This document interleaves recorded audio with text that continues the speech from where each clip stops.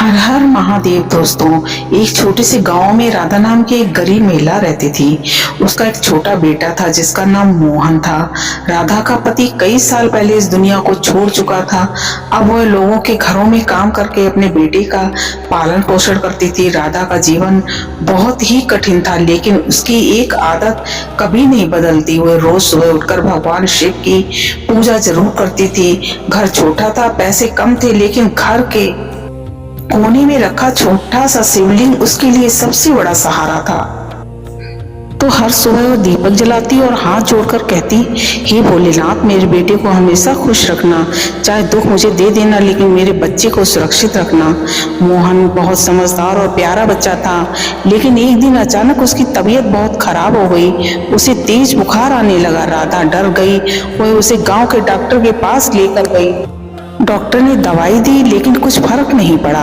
अगले दिन मोहन की हालत और भी खराब होती गई। डॉक्टर ने कहा, इसे शहर के बड़े अस्पताल में दिखाना होगा, इलाज में काफी पैसे लगेंगे। यह सुनकर राधा के पैरों तले जैसे जमीन खिसक गई हो।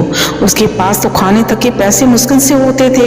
वह बहुत रोई। उसने गांव वालों से मदद मांगी, लेकिन किसी ने ज्यादा साथ नहीं दिया। उस रात राधा अपने घर के छोटे मंदिर के सामने बैठ गई। दीपक की लौ जल रही थी, उसकी आंखों से आंसू थे। उसने हाथ जोड़कर रोते हुए कहा, भोलेनाथ, मैं हार गई हूँ।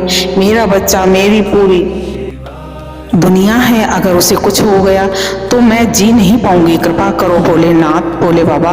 रोते रोते कब उसकी आंख लग गई उसे पता ही नहीं चला। रात में उसने एक सपना देखा। सपने में सफेद वस्त्र पहने एक साधु दिखाई दिए। उनके चेहरे पर तेज था। उन्होंने कहा, डरो मत बेटी, सुबह मंदिर जाओ और विश्वास के साथ जल चढ़ाओ, सब ठीक होगा। सुबह उठते ही राधा मंदिर पहुंच गई। उसने कांपते हाथों से शिवलिंग पर जल चढ़ाया और बोली, भोलेनाथ, आप सब आपके भरोसे है। मंदिर से बाहर निकलते ही एक बुजुर्ग महिला उससे मिली। महिला ने पूछा, बेटी, इतनी परेशान क्यों हो? राधा रोती हुई सब बता देती है। बुजुर्ग महिला बोली, मेरी बेटी का अस्पताल है शहर में, तुम चिंता मत करो। राधा को विश्वास ही नहीं हुआ। वो महिला उसे अपने साथ शहर ले गई। मोहन का इलाज शुरू हुआ। कुछ दिनों में उसकी तबीयत सुधरने लगी। तभी डॉक्टर ने कहा, जब बच्चा खतरे से बाहर है। राधा खुशी से रो पड़ी। उसने सोचा कि उस बुजुर्ग महिला को धन्यवाद दें, लेकिन अस्पताल में किसी को उसके बारे में कुछ पता ही नहीं था। तभी राधा तुरंत शिव मंदिर गई। मंदिर में पहुंचते ही उसकी नजर भोलेनाथ की मूर्ति पर पड़ी। उसे ऐसा लगा जैसे भोलेनाथ मुस्कुरा रहे हों। वो फूट फूट कर रोने लगी और बोली, भोलेनाथ, आपने मेरी पुकार सुन ली। आप सच में अपने भक्तों को कभी अकेला नहीं छोड़ते।